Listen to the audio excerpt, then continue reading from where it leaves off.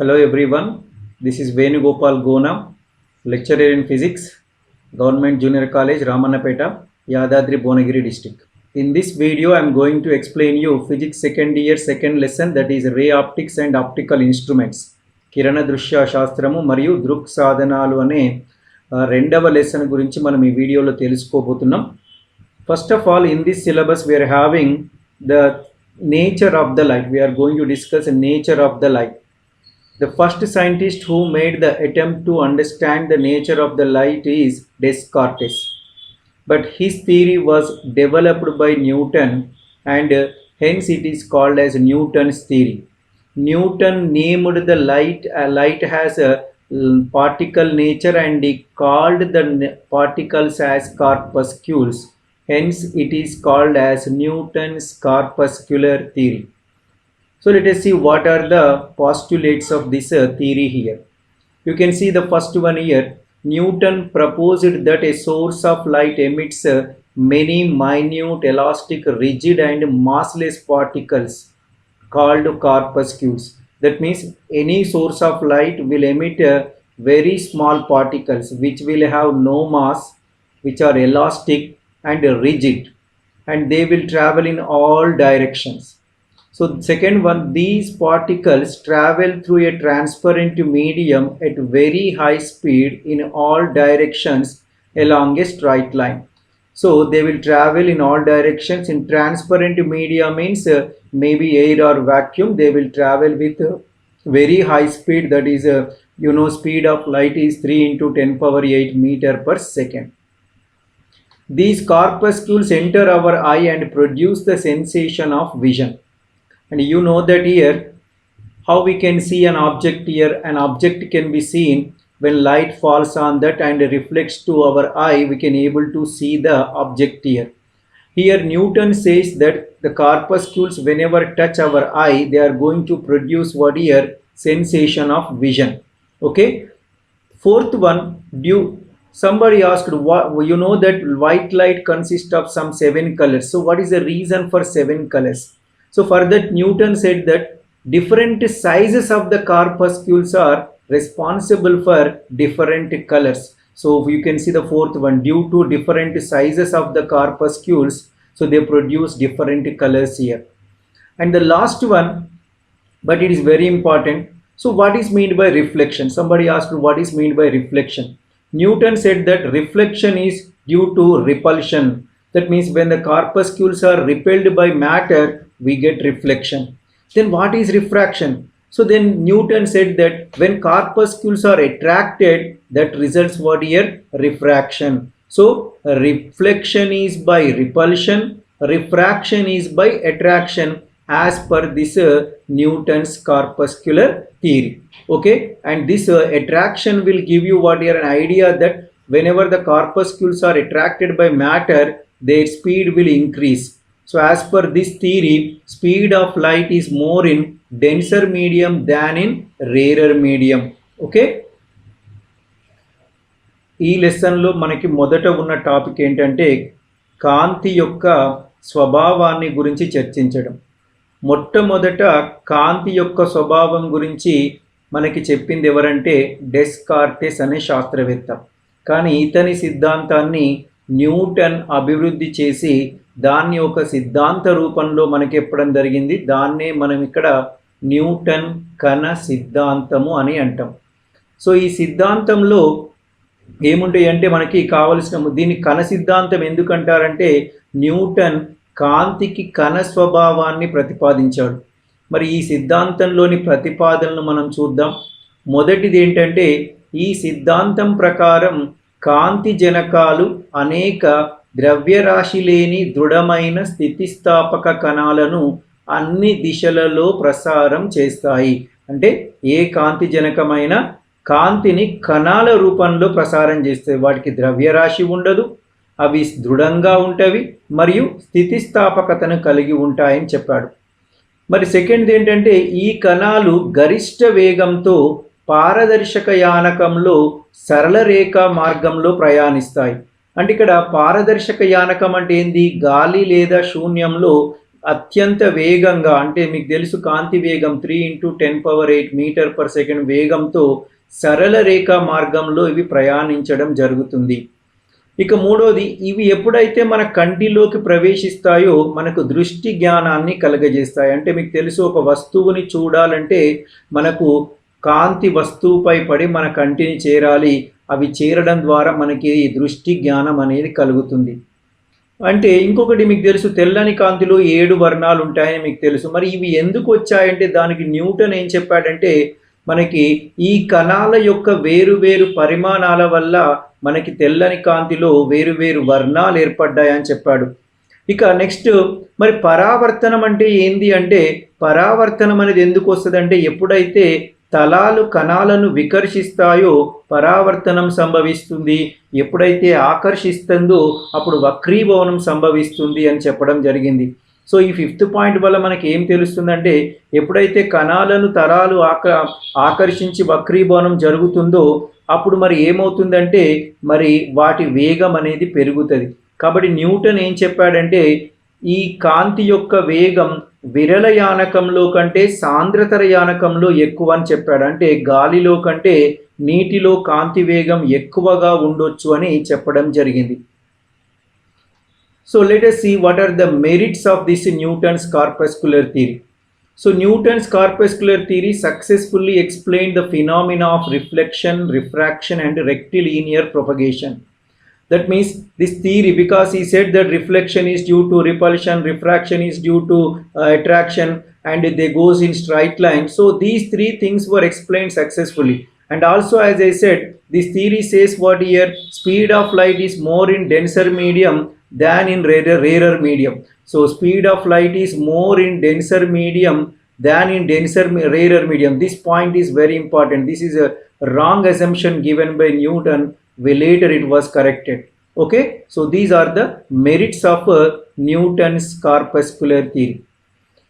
Newton కణ సిద్ధాంతం యొక్క యోగ్యతలను మనం చూసినట్లయితే మరి ఇది ఏం చెప్పిండు మనకి అంటే, పర్టికులర్గా మీరు గమనించినట్లయితే న్యూటన్ కణ సిద్ధాంతం మనకి పరావర్తనాన్ని, వక్రీభవనాన్ని మరియు కాంతి యొక్క రుజుమార్గ ప్రవర్తనను వివరించడం జరిగింది. ఎందుకంటే పరావర్తనం అనేది మనకు దేని వల్ల సంభవిస్తుంది, వికర్షణ వల్ల. వక్రీభవనం అనేది ఆకర్షణ వల్ల సంభవిస్తుంది. ఇవి స్ట్రైట్ లైన్స్ అంటే రుజుమార్గంలో ప్రయాణిస్తాయని చెప్పిండు. కాబట్టి ఇవన్నీ ఓకే. అదేవిధంగా ఏం చెప్పిండు, కాంతి వేగం అనేది విరళ యానకంలో కంటే సాంద్రతర యానకంలో ఎక్కువ అని చెప్పిండు. ఇదొక్కటి మాత్రం చాలా తప్పిది. దీని తర్వాత తప్పని వేరే శాస్త్రవేత్తలు రుజువు చేయడం జరిగింది. అది చెప్తాను ఇప్పుడు. So what are the demerits of this Newton's corpuscular theory? That means where Newton has failed. So the first demerit is here, it is unable to explain some of the properties exhibited by light, like interference. Interference is exhibited by light, diffraction and polarization. So these properties of the light were not explained by Newton. Okay. Second one, as I said just now, its theory says that speed of light is more in denser medium than in rarer medium. So which was proved wrong later by Foucault's rotating mirror experiment. So in which it was proved that speed of light is less in water than in air. So this theory, this was discarded. And third one, if a source emits particles continuously, its mass should decrease, but there is no change in mass found in sun. You know that if a object emits particles, what happens here, its size should decrease. So you know that sun is emitting the light from hundreds of years. So that means the size of the sun should decrease, but nobody has found the size of the sun decreased here. So these are the demerits because of which Newton's corpuscular theory was discarded. ఈ Newton కణ సిద్ధాంతం యొక్క అయోగ్యతలు అంటే ఎక్కడ అది fail అయిందో మనం చూద్దాం ఇక్కడ. సో మొట్టమొదటిది ఏంటంటే, ఇక్కడ మరి కాంతికి ఏవైతే ఉన్నాయో అంటే పరావర్తనం, వక్రీభవనం, రుజుమార్గమే కాకుండా మరికొన్ని మరి ధర్మాలు కూడా ఉన్నాయి. అవేంటంటే వ్యతికరణం, వివర్తనం మరియు ధ్రువణం. వీటిని కణ సిద్ధాంతం వివరించలేకపోయింది. అదేవిధంగా మీకు ఇందాక చెప్పాను, కాంతి వేగం అనేది విరళ యానకంలో కంటే సాంద్రతర యానకంలో ఎక్కువ అని న్యూటన్ చెప్పాడు. కానీ దీన్ని తరువాత ఫోకాల్ట్ అనే శాస్త్రవేత్త తన భ్రమణ దర్పణ ప్రయోగం ఆధారంగా తప్పని రుజువు చేసిండు. అతడు చేసిన ప్రయోగంలో కాంతి వేగం గాలిలో కంటే నీటిలో తక్కువని రుజువు చేసి దీన్ని తప్పని రుజువు చేయడం జరిగింది. అదేవిధంగా ఒక కాంతి జనకం అవిచ్ఛిన్నంగా కణాలను ఉద్గారం చేస్తే దాని ద్రవ్యరాశి తగ్గుతుంది. మరి మీరు చూస్తున్నారు, సూర్యుడు అనేవాడు కొన్ని వందల సంవత్సరాల నుండి మనకి కాంతిని ఇస్తుండు, కానీ సూర్యుని ద్రవ్యరాశి తగ్గింది అన్నట్లు ఇంతవరకు ఎవ్వరూ చూడలేదు, దాని దాఖలాలు లేవు. సో ఇవన్నిటి యొక్క అయోగ్యతల వలన మనం న్యూటన్ యొక్క కణ సిద్ధాంతాన్ని మనం వదిలివేయడం జరిగింది. Okay, so COVID-19, due to COVID-19, some of the syllabus in second lesson were removed. That is reflection of light on curved surfaces has been removed. So we are having the refraction part. So I'm going to refraction part directly here.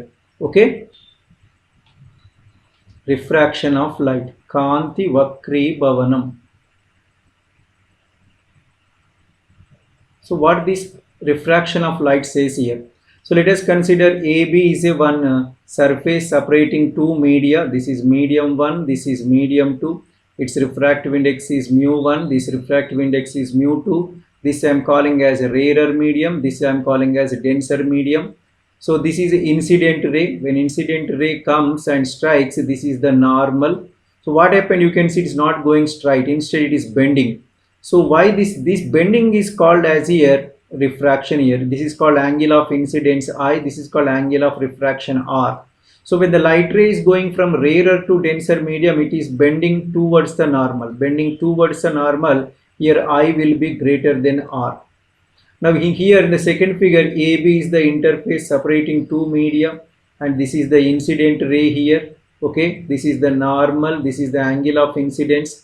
This is medium 1, this is medium 2, but this is now denser medium, this is a rarer medium. Now you see the light has bent away from the normal, it is going away from the normal, and sorry, this is not R, this is R here. So it is bent away from the normal, and in this case I is less than R here. So whatever may be, whether it is going from rarer to denser or denser to rarer, it is bending, and this bending is called as refraction of light.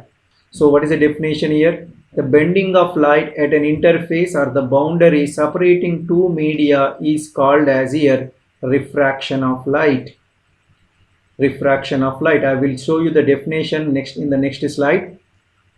So కాంతి వక్రీభవనం అంటే ఏందో చూద్దాం. AB అనేది ఒక రెండు పారదర్శక యానకాలను వేరు చేసే సరిహద్దు అనుకుందాం. ఇది యానకం 1, ఇది యానకం 2. ఓకే, ఇది విరళ యానకం అనుకుందాం, ఇది సాంద్రతర యానకం అనుకుందాం. సో ఇది పతన కిరణం అండి, IR అంటే పతన కిరణం, ఇదేమో లంబం, అదేవిధంగా ఇదేమో వక్రీభవన కిరణం. మీరు చూడండి, ఇక్కడ ఈ పతనమైన తర్వాత అది వంగి ప్రయాణించింది, దీని పతన కోణం అంటాం, ఐని మనం ఇక్కడ, ఆర్ని మనం ఇక్కడ ఏమంటాం వక్రీభవన కోణం అంటాం. సో వంగి ప్రయాణించింది, ఎటువైపు వంగి ప్రయాణించింది? విరళ యానకం నుండి సాంద్రతర యానకంలోకి ప్రవేశిస్తున్నప్పుడు అది లంబానికి దగ్గరగా వంగి ప్రయాణించింది, అనగా I greater than R. So ఇక్కడ వంగింది, ఎటువైపు వంగింది? లంబానికి దగ్గరగా వంగింది. అదే సాంద్రతర నుండి విరళ యానకంలోకి ప్రవేశిస్తుంటే మీరు చూడండి లంబానికి దూరంగా వంగింది, ఇక్కడ I లెస్ దెన్ R అవుతుంది. సో ఇక్కడ ఏమైనా సరే ఒక యానకం మారినప్పుడు ఏమైందంటే కాంతి కిరణం వంగి ప్రయాణించింది. ఇలా వంగి ప్రయాణించడాన్ని మనం ఇక్కడ ఏమంటామంటే కాంతి వక్రీభవనం అంటాం.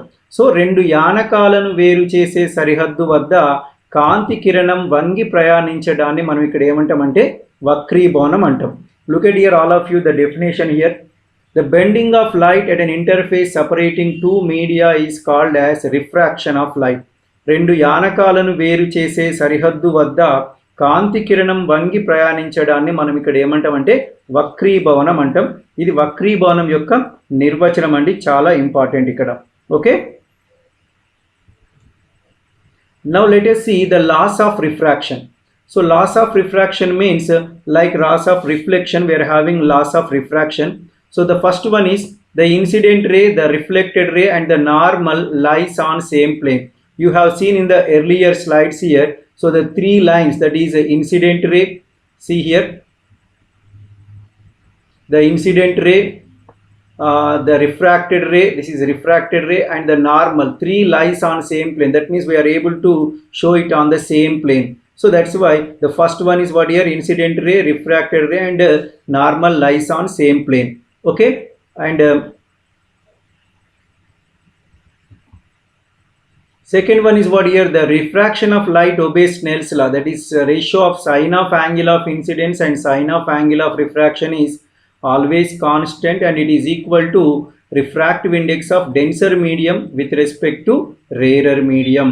I will show you this one mathematically in the next slide. వక్రీభవన నియమాలు. పతన కిరణం, వక్రీభవన కిరణం మరియు లంబం ఒకే తలంలో ఉంటాయి.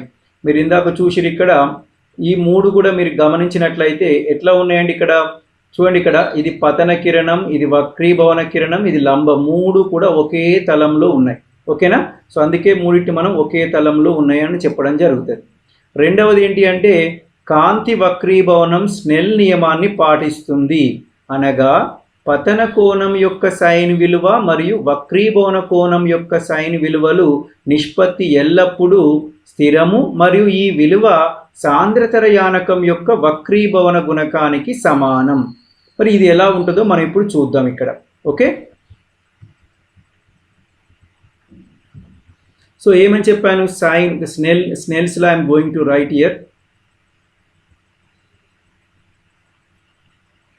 So sine of angle of incidence, that is sin I, and sine of angle of refraction is always constant, and it is equal to refractive index of second medium with respect to first medium.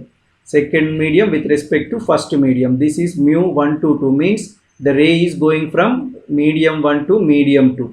So Snell నియమం చూడండి నాన్న అందరు కూడా, ఇదేంటిది పతన కోణం యొక్క sign విలువ సైన్ ఐ, వక్రీభవన కోణం యొక్క సైన్ విలువ సైన్ ఆర్, విలువ స్థిరం, కాన్స్టెంట్ అంటే స్థిరం.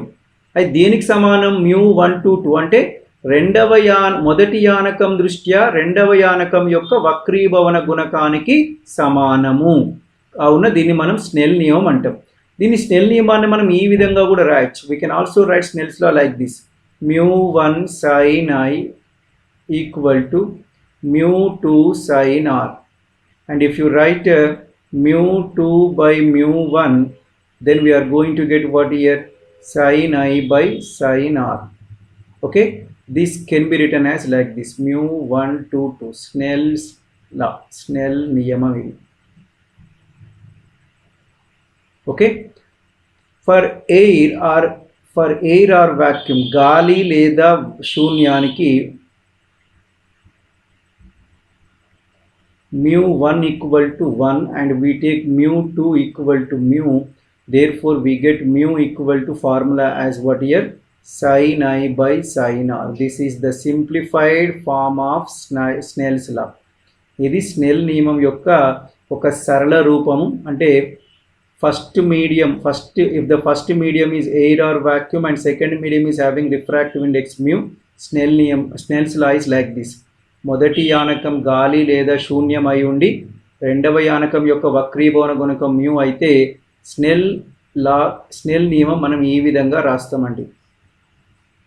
ఓకే, సో ఇది రెండవ దానికి సంబంధించింది ఇక్కడ. ఓకే,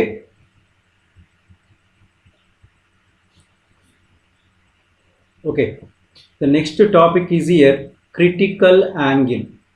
సందిగ్ధ కోణము అంటాం దీన్ని ఇక్కడ. So observe carefully all of you. So this is here,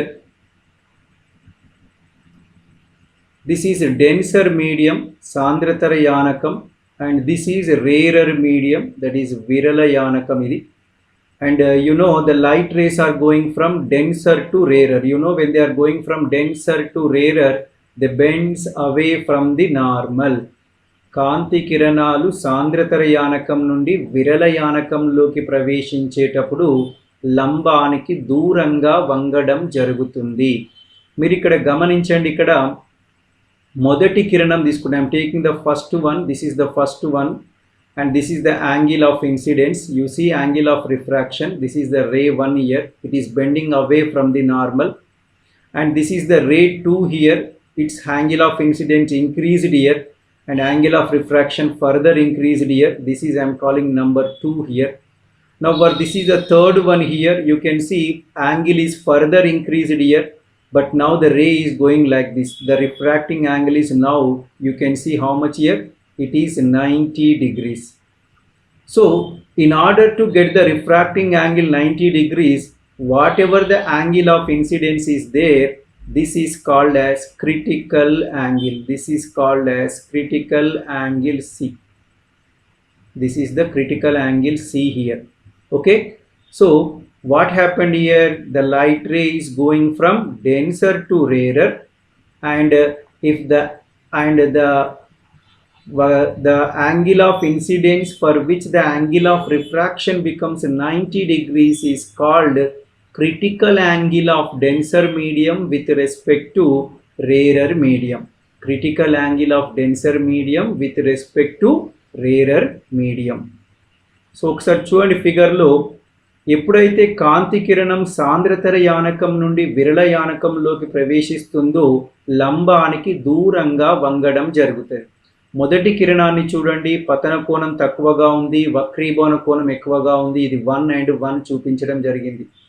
రెండవ కిరణం అప్పుడు పతన కోణం పెంచడం జరిగింది, వక్రీభవన కోణం ఇంకా పెరిగింది. ఇది రెండవ కిరణం. మూడవ కిరణంకి వచ్చేసరికి ఏమైందంటే పతన కోణాన్ని ఇంకా పెంచడం వల్ల వక్రీభవన కోణం వచ్చేసి 90 డిగ్రీలు అయింది. ఇలా 90 డిగ్రీలు కావడానికి అవసరమయ్యే పతన కోణం ఏదైతే ఉందో, సో దాన్నే మనం ఇక్కడ ఏమంటామంటే తెలుగులో సందిగ్ధ కోణము అంటాం. సందిగ్ధ కోణము అంటాం. అంటే ఇక్కడ ఏమైంది, కాంతి కిరణం ఎక్కడి నుంచి ఎక్కడికి ప్రవేశించిందండి, సాంద్రతర యానకం నుండి విరళ యానకంలోకి ప్రవేశించేటప్పుడు వక్రీభవన కోణం 90 డిగ్రీలు కావడానికి అవసరమయ్యే పతన కోణాన్ని మనం ఇక్కడ ఏమంటామంటే సందిగ్ధ కోణము అనడం జరుగుతుంది. ఎవరి సందిగ్ధ కోణము ఇది? ఇది సాంద్రతర యానకం యొక్క సందిగ్ధ కోణము. దేని దృష్ట్యా? విరళ యానకం దృష్ట్యా. సో ఇది చాలా ఇంపార్టెంట్ అండి. మనకి ఇంటర్మీడియట్లో 4 మార్కులకి దీన్ని అడిగినప్పుడు మీరు ఈ ఫిగర్ గీసి వేయాల్సి ఉంటుంది. ఇక్కడ ఒక 4వ ఫిగర్ కూడా ఉంది. The 4th one is what here, it is regarding total internal reflection. So if the angle of incidence is greater than critical angle, if I greater than C, instead of refraction the light is undergoing reflection. So this is called as total internal reflection. We will discuss this later. 4వ కిరణాన్ని చూడండి, ఇక్కడ కోణం అనేది సందిగ్ధ కోణం కంటే కూడా ఎక్కువైంది. ఆ సందర్భంలో ఏమైందంటే కాంతి కిరణం వక్రీభవనానికి బదులు ఏమైందంటే లోపలికి పరావర్తనం చెందింది. సో దీన్ని ఏమంటారు అంటే సంపూర్ణాంతర పరావర్తనం అంటాం. దీని గురించి మళ్ళీ మనము స్పెషల్గా మనము చదువుకోవడం జరుగుతుంది. సో ఇప్పటికైతే మనం సందిగ్ధ కోణం గురించి చూద్దాం. దీని యొక్క డెఫినేషన్లు ఎలా ఉంటాయో చూద్దాం ఒకసారి. So critical angle definition. When the light ray is going from denser medium to rarer medium, the angle of incidence for which the angle of refraction is 90 degrees is called critical angle.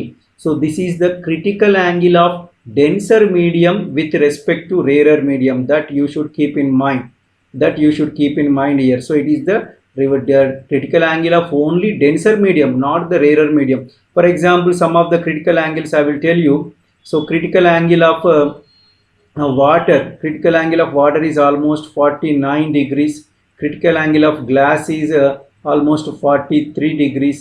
And critical angle of diamond is 24.4. Very small value. You have to keep this in mind. I will tell you this one during the total internal reflection here. Okay. Now సందిగ్ధ కోణం యొక్క నిర్వచనం చూద్దామండి.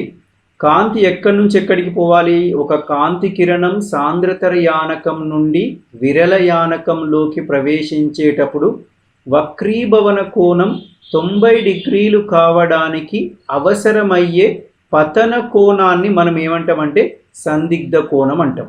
So వక్రీభవన కోణం 90 కావాలంటే ఎంతైతే పతన కోణం అవసరమో దాన్ని మనం ఏమంటామంటే సందిగ్ధ కోణం అంటాం. ఇది ఎవరి సందిగ్ధ కోణం అంటే ఇది సాంద్రతర యానకం యొక్క సందిగ్ధ కోణం. దేని దృష్ట్యా? విరళ యానకం దృష్ట్యా. ఫర్ ఎగ్జాంపుల్ మనం కొన్ని చూద్దాం.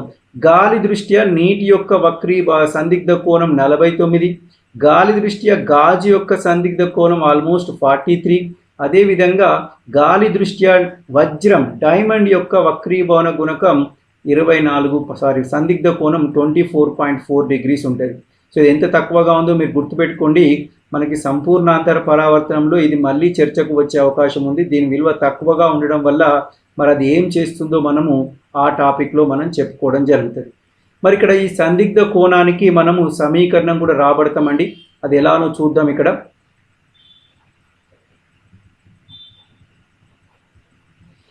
so we have Snell's law. What is Snell's law here? We have Snell's law like this: mu equal to sin I by sin R. This is what when the light ray is going from rarer to denser medium. When the light ray is going from rarer to denser medium, this is the formula. But we are having the light ray going from denser to rarer. So we can write like this: mu 1 by mu equal to sin I by sin R. This is from what here? When the light ray is going from denser to rarer medium. Okay. So in this case we know that angle of incidence is critical angle. Angle of refraction is 90 degrees. So 1 by mu equal to what we can write? Sin C divided by sin 90. You know sin 90 is 1.